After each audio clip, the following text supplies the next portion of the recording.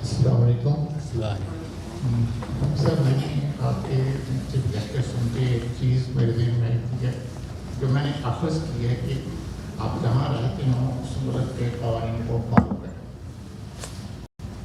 اس میں چوری یا بے ایمانی یا فراڈ یہ تو سمجھ آتی ہے، لیکن اس سے عمل نہیں ہوتا. وہ ٹریفک قوانین کا نہیں ہوتا. مثلاً اسپیڈ 100 ہے تو میں اس سے زیادہ نہیں چلاتا ہوں. یہ ایک میرا مسئلہ ہے. کیا یہ اس کی اکاؤنٹیبلٹی ہوگی اور اس درجے کا گناہ ہے کہ میں اس کو گناہ سمجھتا ہوں کہ عمل نہیں ہوتا. اور پھر ایک میری خواہش ہے کہ میں ایک اور نگاہ کروں تو کینیڈا اس کو بھی اجازت نہیں دیتا. تو کبھی دل میں آتا ہے کہ جس طرح اسپیڈ کی بات نہیں کرتے ہو پرواہ اس کی بھی پرواہ نہیں. آپ اس کے لیے تفصیل کرتے ہیں میری اکاؤنٹیبلٹی کی صورت کے لیے آپ خدا مجھے معاف کرتے ہیں. آپ کی بیگم آئی ہے کیا کہتے ہیں؟ اور اگر وہ گاڑی چلا کے آئی ہیں تو پھر تو اور بھی خطرناک سکتی ہے. یہ آپ نے ملاحظہ فرمایا، آپ دین کے بارے میں پوچھ رہے تھے، زندگی کا بھی جائزہ لیں تو ایک دو چیزیں نکلتی ہیں، بہت قوانین مسئلہ پیدا نہیں کرتی. میں جب ملیشیا میں گیا تو وہاں بچوں کو جی اسی کا ذکر پہلے کر رہا ہوں. یہ معلوم ہوتا ہے بیگم ہیں ان کی، کیونکہ یہ دوسرے سوال کو مقدم کرنے سے گھبرا رہے ہیں. میں وہاں گیا تو بچوں کو اسکول یونیورسٹی چھوڑنے کے لیے ہم نے ایک ڈرائیور رکھا ہے، چینی ڈرائیور.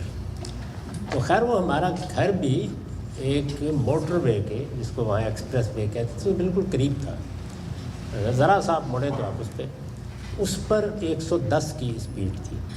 وہ الحمدللہ 146 سے شروع کرتا تھا. میں اس کو کہا کرتا تھا کہ تم گاڑی نہیں چلاتے، اڑتے ہو.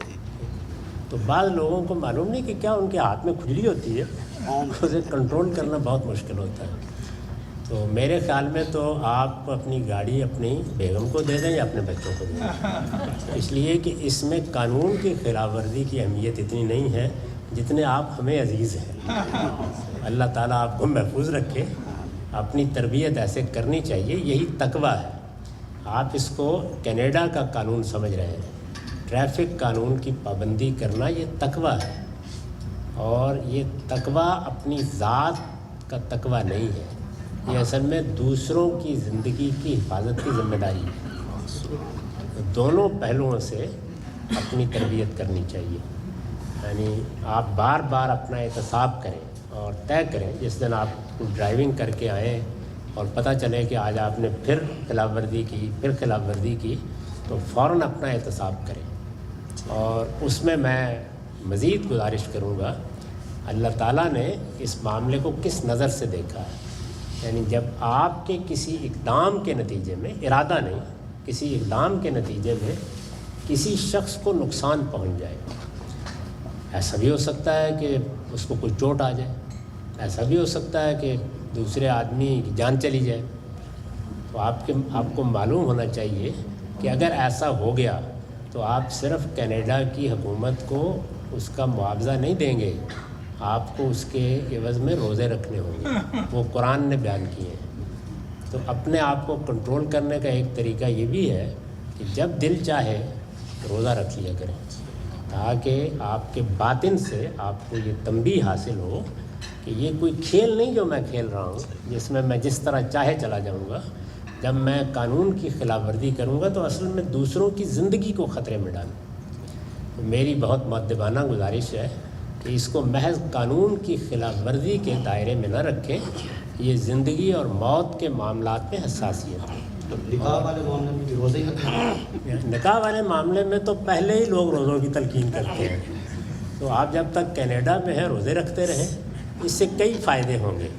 آپ عمر کے اس حصے میں بڑی بیماریوں سے بھی محفوظ رہیں گے اور دوسری بیوی سے بھی محفوظ رہیں گے.